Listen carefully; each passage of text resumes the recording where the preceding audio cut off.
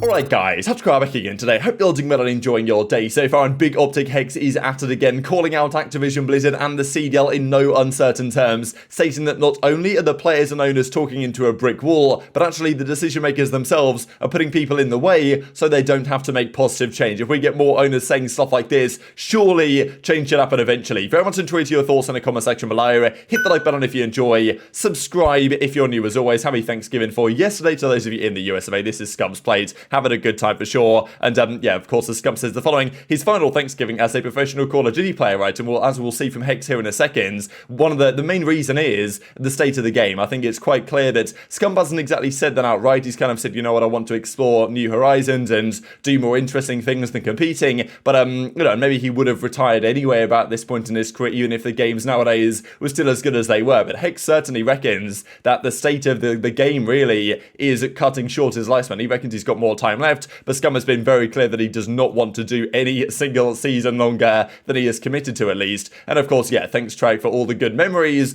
but it's going to be a long wait for sure until Trek's next game. Quick note here on Zero and of course Matty Marshall back in the US of A. So I believe the London guys this year are actually going to be based out of LA. So last year I think they were out of North Carolina for the last couple of years. I'm pretty sure they're out in on the West Coast now. So kind of interesting, just because obviously LA Thieves are based in LA in their compounds, and there is always some discussions there about online play and the fact that it's not ideal for LA Thieves playing out of that compound. When they go to LAN, they also have a much better time. They've talked about the fact that Jacob is constantly telling Kenny to like shut up about the ping and actually just focus up and play the game. So it's been a thing that they've had to get over, because we know that Slasher and others based out in the West Coast in previous years have not always had the easiest time in online matches, because the servers aren't too favourable to that location. I think nowadays they've got some better servers that make it more reasonable, but still interesting nonetheless. So Skrapz is back, basically, is their kind of message here, that he's going to be on the bench for the London team. Zero, Asim, Nasty, and Paul X, of course, is the team of four. Now, look, Skrapz typically probably would step into the flex role if he was to step in for, you know, probably in the Paul X position, right? This team isn't going to be particularly good from what we've seen so far. Wouldn't be surprised if Skrapz gets a chance at some point. Obviously, you know, great player back in the day, didn't compete for a year or two, really. Okay, last time he competed was Cold War. Now he's come back here after Vanguard and probably will get a chance. To me, it's the SMGs that will need some question marks if they don't perform, but maybe Skrapz can help elevate them to a little bit of a better level, because, yeah, I don't know if this team is really going to be anything special, unfortunately. Let's dive into the drama then. We saw this on for a few days ago, finally scrimming again, all the issues they had with the custom games not working, the CDL rules getting gone, the social tab was broken, the guys couldn't scrim for several days, and even now that they can scrim, they're still not playing the perfect game mode, the rules are wrong, in control it doesn't even work properly. So many problems, like such that we've never really seen before to this extent. Scrappy said he reckons this is rock bottom, and maybe you've got to get to rock bottom to start climbing up out of rock bottom again. But, you know, I think for many pros and for clearly the owners, or some of the owners at the very least, this is something of a tipping point in their frustrations, given that we're year 4 of the CDL. You'd have thought that at this point it would be slowly improving, and yes, maybe the format is slowly improving because the CDL themselves are probably trying their best with what they have to a certain degree, but it's the guys that make the game where the problem really lies for competitive, and the lack of kind of impact the pros or even the CDL themselves can have on making, well, better decisions on that side. And even this from the Slasher, as he mentioned here, he played some Warzone games, spawned in with this nuke challenge, and it just won't start. So he's like, yeah, sounds about right, thumbs up. Just effectively saying that, like, everything's broken. It's not just the CDL, it's not just multiplayer, but also even in Warzone. Okay, Warzone gets mixed reviews, but even there's things that are still broken. And as Asim said as well, it just straight up glitches. These glitches, or the list of glitches, just keeps on growing all over the place right now. So Asim, Slasher, not happy, and obviously you can't blame them, right? So a few days ago, we saw this from Methods, and some pros were discussing what more can the pros actually do. We said, okay, what can the pros do? An open letter, or, you know, try and make a union or whatever, right? And they were complaining on Twitter. We saw Envoy, we saw others have a go at it. And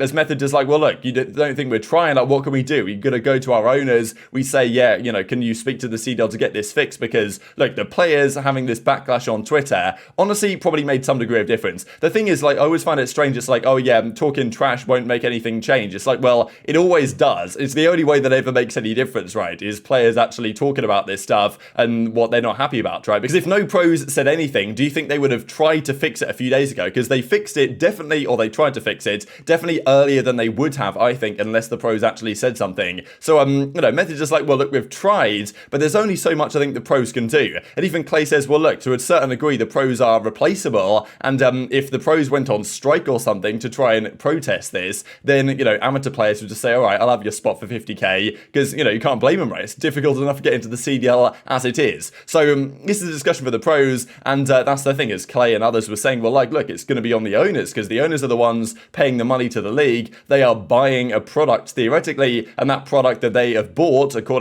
look, I don't know what it says in the contracts, and whether there's any potential legal challenge the teams can make in terms of negligence on the part of Activision and the CDL, I suppose. But most of the owners, I'm sure, aren't happy with what they are receiving compared to what they maybe thought they would receive when they paid, well, maybe paid the $5 million up front for the $25 million.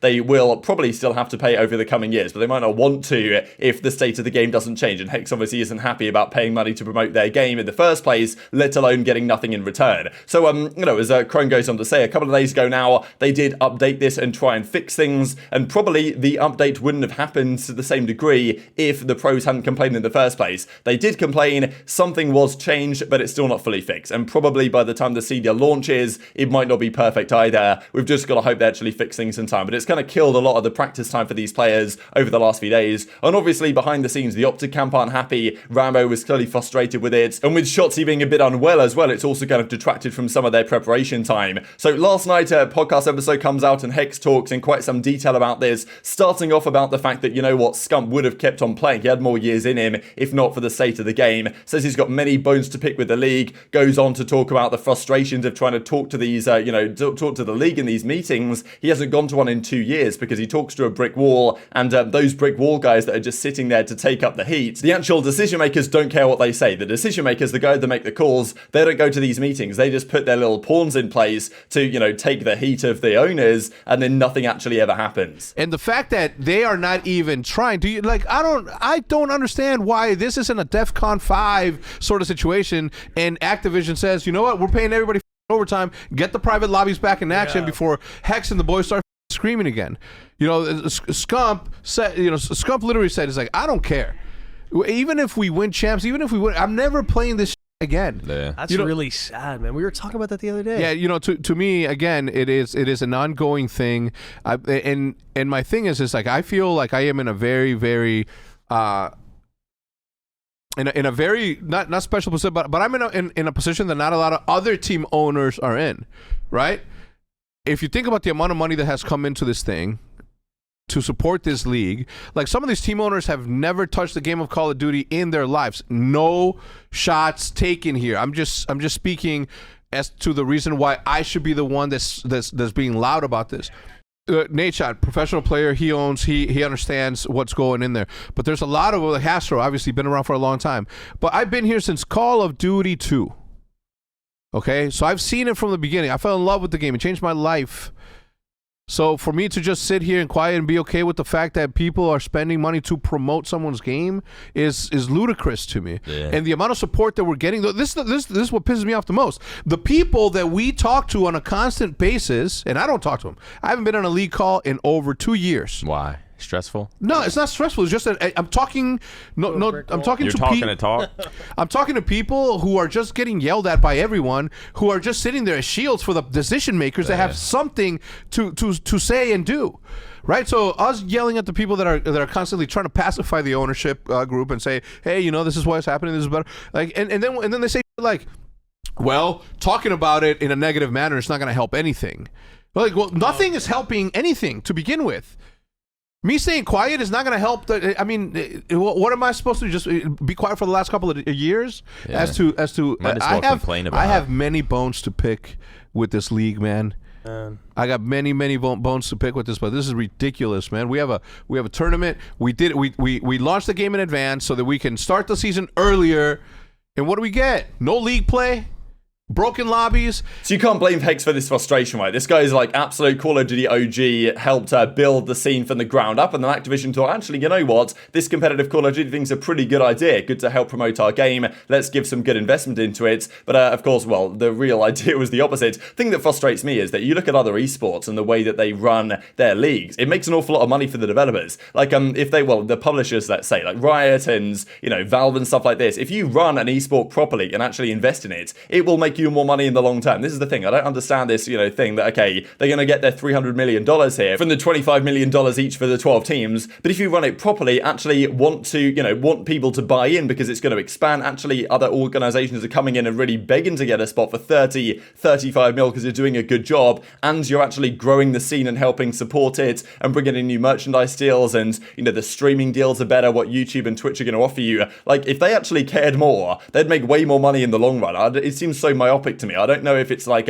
maybe there's an element here that Activision, because they want to get bought out by Microsoft, they want to make everything, like the books need to look as good as they can at the moment so they can get bought out, and therefore they're not really thinking long term. I don't know if that's a part of it here, and it's kind of creeping down. But yeah, Hecz obviously deeply frustrated with the state of the people that he talks to, or has not really been able to talk to, and just talks about the frustration, right? The fact that we're this deep in and nothing is really going to change. They even said the possibility of cancelling the first event. It might be something we have to talk about more over the coming days. But yeah, my question is, what about the other owners, right? Because we haven't really heard Hastro talk about this. We haven't heard really Nadeshot talk much about this, to be honest. Like, look, we did see Nadeshot about this time last year do this tweet, which got a lot of traction at the time because, I mean, look, Vanguard was bad enough and wasn't looking good from a competitive perspective. Funny in a way that Nadeshot, of course, tweeted this and his team went on to go back-to-back for the final 2 events of the year. And I'm sure now that himself and also the organization is probably pretty happy with their investment into the Call of Duty side. But, maybe only just because they're having success. If they weren't having success, I'm sure they wouldn't be so satisfied. Like, as he says here, I went to our board of directors pleading for us to get back into competitive COD. Let's spend the money, give the community what they're asking for. I'll make sure LA Thieves succeeds. 2 years later, I guess I'm the fool. He tweeted that out last year, largely because of the lack of support that Vanguard and clearly the developers were giving to competitive play. This year, it's arguably even worse. We haven't really heard that much from Nadeshot. We haven't really heard from Hastro, but, of course, Hecz is going to be the spokesperson really for OpTic. But also the other owners, right? I mean, look, we're not going to be hearing from Stan Kroenke or Robert Kraft. These guys probably don't even know they've got a Call of Duty team. They just signed the piece of paper. But, still, it's like there are people that are involved in these organizations. And we saw the other day that there were rumors going around that some of these owners don't want to speak out against Activision, don't really want to push it too hard because they feel like there might be repercussions and they sour some relationships there for whatever reason. But it's the same thing we said the other day. If the pros were to write like an open letter to the league and they were all to sign it, that would get a lot of traction. It'd be similar if the owners did a similar thing. And surely that's the way to go because, I mean, look, as Hecz said in the clip,